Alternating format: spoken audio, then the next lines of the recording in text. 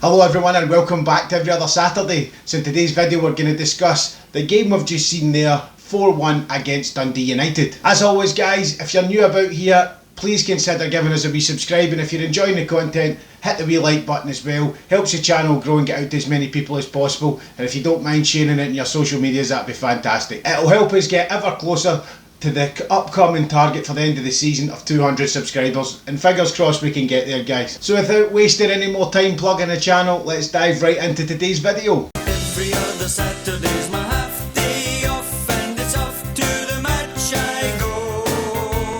Happily we wander down the Copeland. Well guys, that game was 100% a game of three different sections. A start, a middle and an end. The start and the end kind of teetered off, but all the action happened in the middle of the park.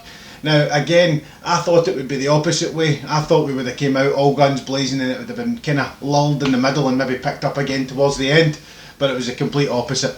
And in the first half, I think the only person that we were really watching on that park was the Pigeons. So first half man of the match for 20 minutes for those Pigeons, because it was a dull 20 minutes at the start. Only dull in the way that we didn't manage to get the goals we were looking for, but at the end of the day it was a very well matched game at that point.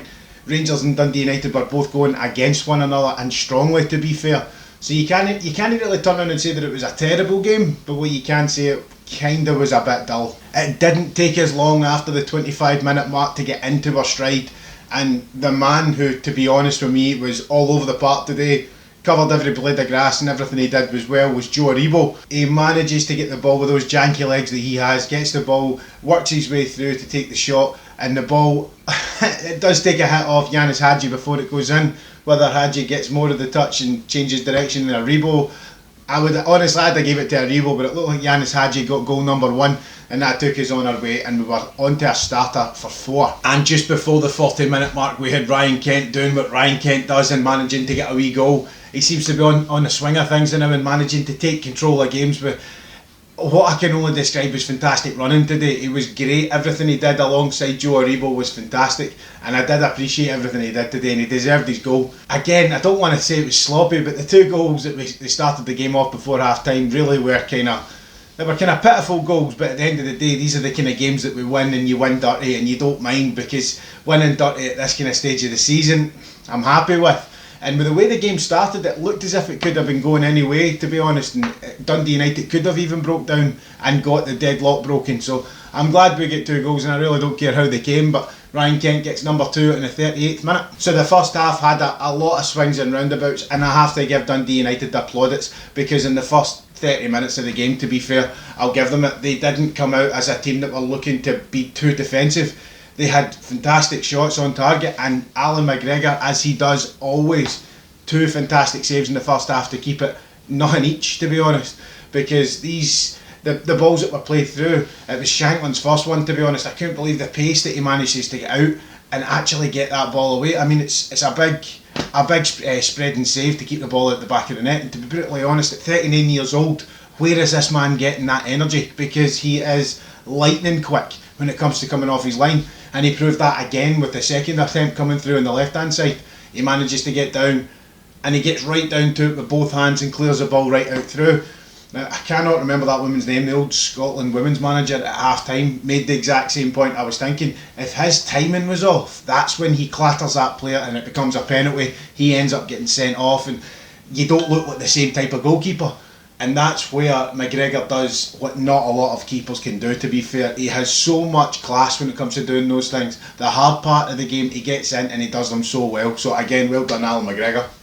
That taking us into half time was a good place for us. We were 2-0 up. We managed to take a wee kind of stranglehold in the game, and we did that really quickly in the space of 5-10 minutes.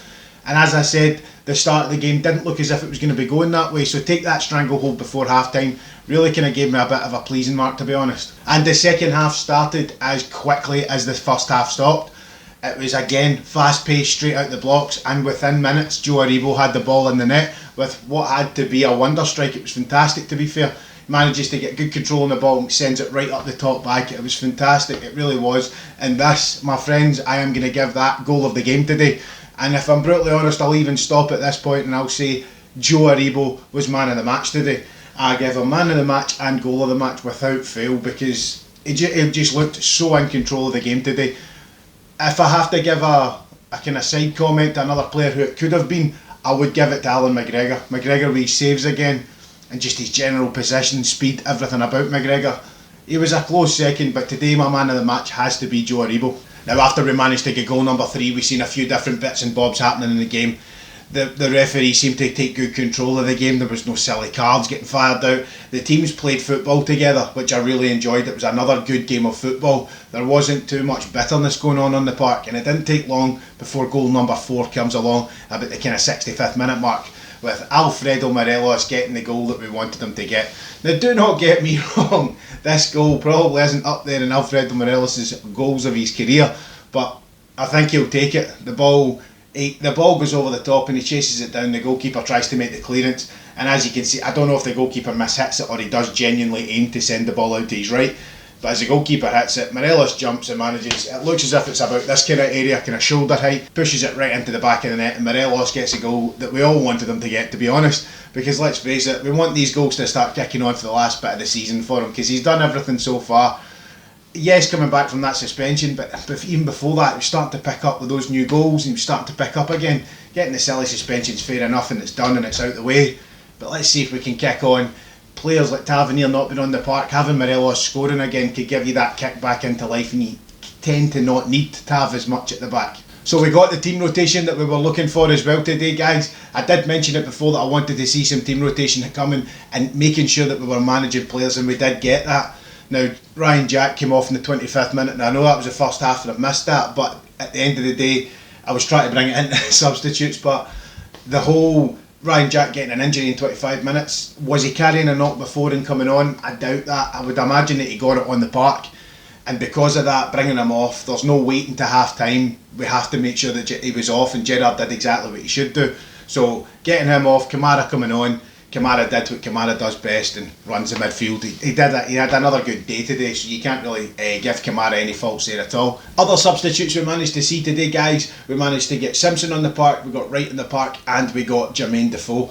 And it's good to see Jermaine Defoe getting on. I like to see him on the pitch. Only issue with that, he did annoy Alfredo when he came off. End of the day, Alfredo wants to stay on, score as many goals as possible. Alfredo doesn't like getting substituted, but at the end of the day, Jermaine got some minutes on the legs. Also, we've seen Simpson coming in here, took the place of Hollander. Now, I see this being maybe more of a constant substitution as well, because we're obviously got Balogun out at right back, and if he's taking the place of Tavernier for a longer period of time, we're maybe going to need to watch that the two centre halves. So with Simpson there, it gives you that wee bit of backup that you know what you need. So all we need to watch there is Balogun not getting injured or anything like that, because him playing more regular, he's not used to playing as many games as he's probably going to get in the next few weeks, so need to manage him as well. It was good to see Wright coming on as well and getting some minutes in the legs. He took the place of Yanis Hadji, and he came on and he had a few sparks there, and I like to see that. He's got that kind of new player attitude where he's trying to impress a wee bit too much, I think, and that'll get out of his game, and I think he'll start to produce a wee bit more. He's going to become a very, very useful player towards the end of the season for us. Unfortunately, as I said, guys, we started to get towards the last 15 minutes of the game. You looked as if, I don't know if we were too tired or the legs were getting heavier. I can't really use that as an excuse, because it didn't really look like that. But again, we lost a goal in the last kind of dying embers, and what this goal screams to me is this space in the middle of the park. There was just a little lack of focus there for such a short period of time. Now, whether that's Davis and Jack not being there to cover up properly, or Kamara just been out of position. Again, I'm not really pointing fingers for this goal, but this wee bit needs to be picked up, because the goal we lost, the third goal we lost against Antwerp, was exactly the same. Just complete disarray in the middle of the park, and it looked at that goal at Antwerp, the two centre halves ran towards it, and to be honest, there was a gap there that the midfield could have been covering with. So again, we lost a goal at Ibrox. It's the second time we've done it all season, but what we have achieved is 15 out of 15 home wins in the league at Ibrox. Now that there is just fantastic, guys. We got it, we're moving on. Every single win we get at Ibrox just reinstates that fortress attitude we've got about the place, and I love it. And to be honest, it was a 4-1 win today that we totally 100% deserved. In a mini recap, guys, I am not disappointed at all. Yes, we lost the goal, but see, to be honest, I'm at that stage now where I was expecting a bit of a performance, but I'm just wanting 3 points, especially in a game that it kind of teetered in 50-50 of what way it could have went in the first 20 minutes.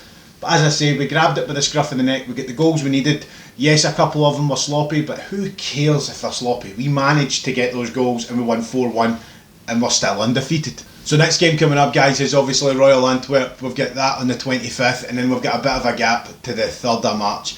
Now the 3rd of March takes us into the Livingston game, and again, we'll be waiting on that, but the Royal Antwerp game coming up, that's a big one for us. We've got the 4 goals, we're looking to get a couple of goals at home, keeping the clean sheet, and then getting ourselves into the last 16. As always, guys, if you've been liking what you're seeing, liking the content, stuff like that, drop a wee like down in the video, it means a lot to us. Also, all you new guys, if you haven't done so already, please feel free to get down there and subscribe and share it about your socials. It helps us grow, gets it out to as many people as possible, and keep the channel ticking over ever so closer to that next target of 200 subscribers before the end of the season. So as I said, guys, thank you so much for watching. Bit different today. My wife's new sign, I have to admit, guys, over the moon with that. So thanks again everybody for watching. I've been every other Saturday, and I'll see you on the next one.